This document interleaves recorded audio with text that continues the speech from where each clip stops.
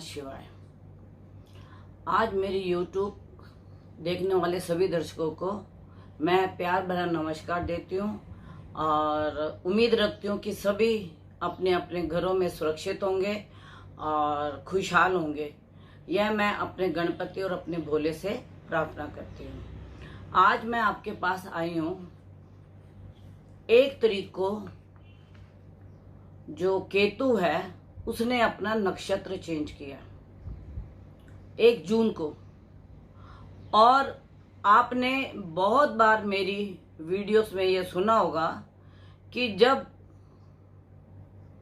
कोई ग्रह किसी नक्षत्र को बदलता है या उस नक्षत्र में होता है तो वह उसका भी फल देता है।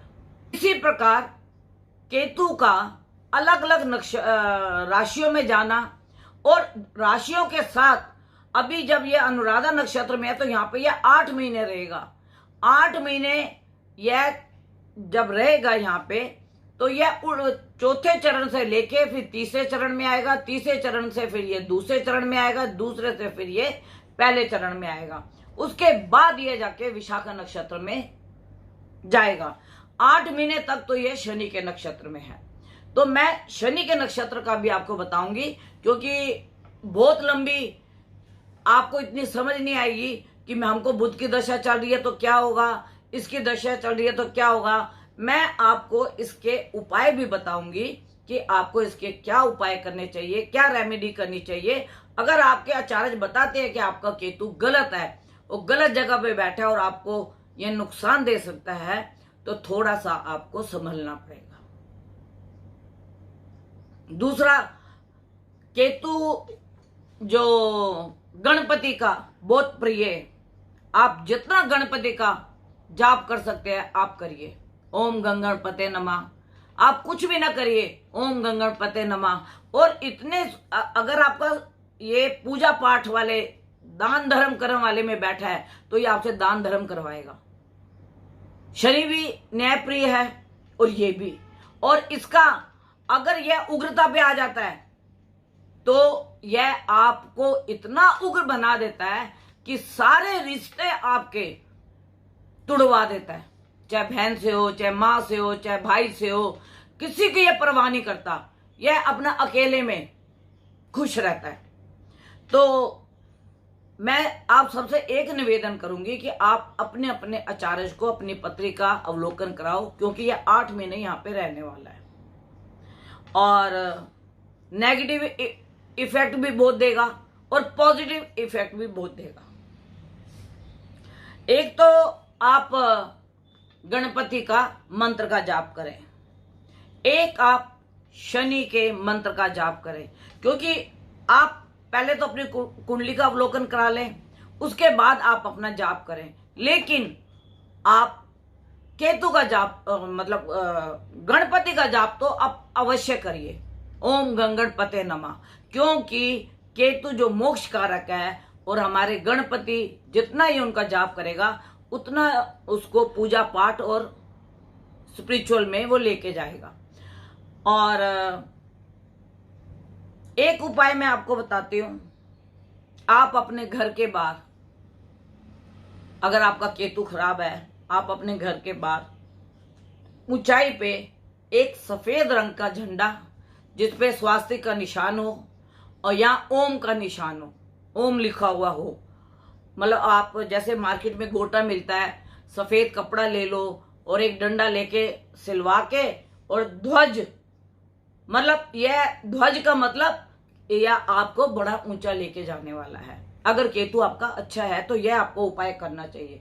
और अगर आपका केतु थोड़ा सा बुरा है और अगर आप अपने घर के बाहर कोई ऐसी जगह नहीं है जहां पे कि आप ध्वज लगाएं तो आप अपनी पढ़ाई की टेबल पे, अपने मंदिर में, अपने डाइनिंग रूम में, कहीं भी आप एक छोटा सा ध्वज बना के उसके ऊपर उसको रख दें तो उसका भी बहुत इफेक्ट पड़ेगा। ध्वज का, विजय का, पताका। और एक इसका उपाय हो रहा है कि अगर आप मंदिर के ऊपर गुरुद्वारे में जो मेरे गुरुमुख भाई हैं, सिख भाई हैं, अगर उनके हिसाब से केतु का उनका कुछ नेगेटिव इफेक्ट है तो वो गुरुद्वारे में 5-7 झंडे दे दें। और जो गुरुद्वारे की गुम्बद है ऊपर तो लग नहीं सकता, और उसकी 4 दीवारी के ऊपर भी अगर ये झंडे लग गए, और जितना झंडा लहराएगा उतना आपका नेगेटिव इफेक्ट खत्म हो जाएगा, और जिनका अच्छा होगा उनको उतना ही अच्छा ये फल भी देगा। और यह अगर आपके मोक्ष के घर में बैठा है और आयु कारक हो आप, तो यह आपको मोक्ष भी, मुक्ति भी दिला देगा। या किसी भी तरह से कोई बीमारी हो या कोई भी, मैं आपको ये नहीं कह सकती, क्योंकि आपको मुक्ति भी दिलाएगा, ये मुक्ति कारक भी है। और केतु अगर 12वें घर में हो, यह राशि देखनी पड़ती है किसके नक्षत्र में है, तो उसका पुनर्जन्म होने का योग नहीं बनता। और अगर केतु 12वें घर में किसी नेगेटिव ग्रह के साथ बैठा है, तो आप ये देख लीजिए, जब जब उसकी दशा अंतर प्रत्यंतर आएगा, या तो वो जेल में होगा, या फिर वो भागा भागा फिरेगा, छुपा छुपा फिरेगा, वो किसी के सामने नहीं आएगा, क्योंकि ऐसे कुछ कर्म किए होंगे जिसके करके उसको सरकारी दंड मिल सकता है। तो अगर अष्टम में केतु हो, अच्छे नक्षत्र में ना बैठा हो, तो भी जेल योग बनता है, और अगर अच्छे में बैठा हो तो विदेश योग भी बनता है। ऐसे ही 12वें घर में भी है।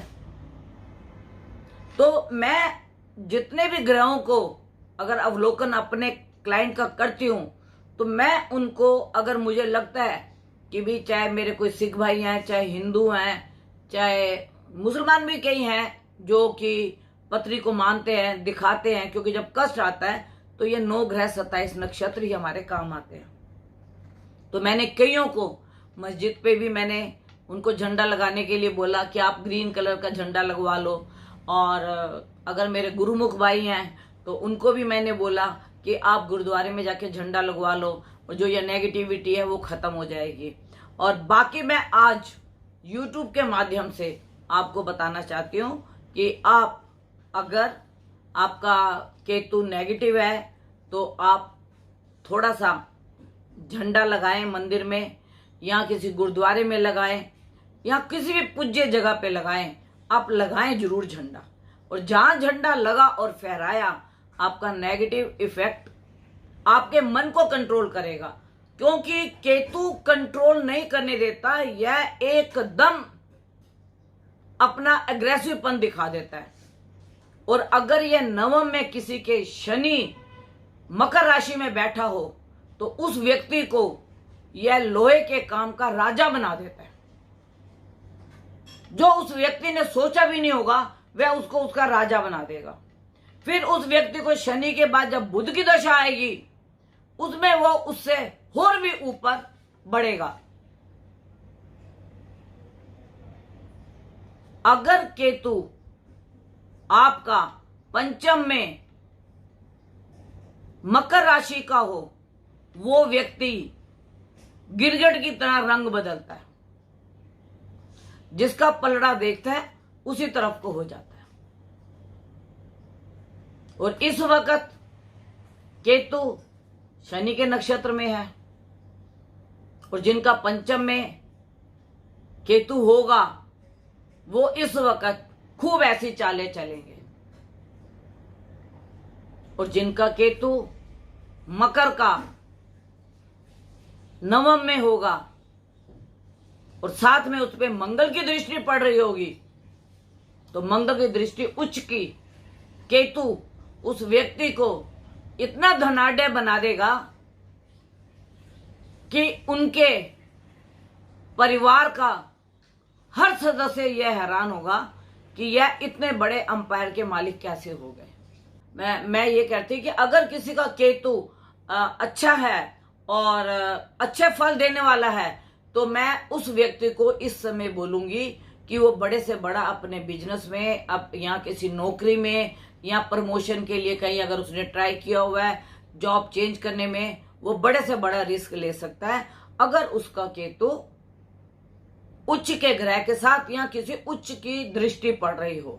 नहीं तो अगर आपका केतु अच्छा फल देने वाला नहीं है तो मेरा आपसे एक निवेदन है, अपने आचार्य से पूछ के जो भी आपका होता है, केतु का जो भी दान में किया जाता है, जो जो हम नरातों में बीजते हैं, मूली भी दान में की जाती है और झाड़ू भी दान में किया जाता है। मंदिर में झाड़ू दे दो आप दान में। और मैं तो अपने YouTube चैनल देखने वाले को सबको बोलूंगी, ओम गंगणपते नमः का मंत्र आप अपने रूम में या 8 महीने जाप कर लो। आपके साथ जो भी नेगेटिविटी है वो सारी खत्म होने पे आ जाएगी। मैं आपको यही प्रणाम करती हूँ। आप और आपका परिवार खुश रहे और मैं सब यही दुआ करती हूँ कि जो भी है कोरोना से बचा रहे, और जितना भी मेरे से हो सकेगा मैं आपको समय समय पे आपको वीडियो बताती रहूंगी।